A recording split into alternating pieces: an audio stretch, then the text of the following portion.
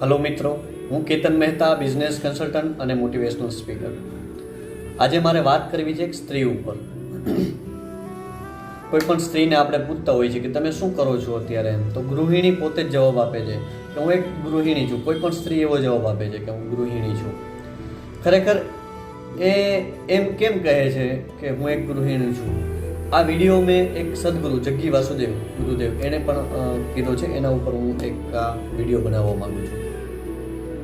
એ ગૃહિણી ફક્ત એટલું કેમ કહે છે કે હું ગૃહિણી છું?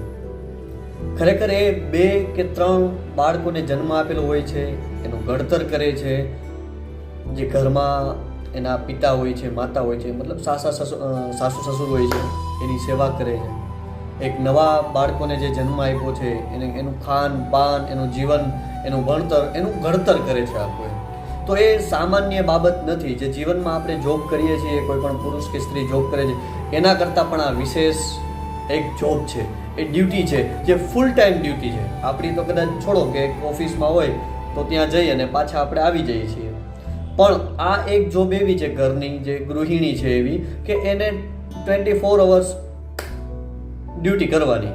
ઘરમાં ખાવું હોય, પીવું હોય, સાસુ હોય, સસુર હોય કે નાના બાળકો હોય, એને તૈયાર કરવા, નવરાવા, ધોળવા, નાના હોય તો એ ઉઠે, એને સ્તનપાન કરાવે, રાત્રે પણ જાગે એમાં. એટલે 24 કલાક એની ડ્યુટી હોય એમ.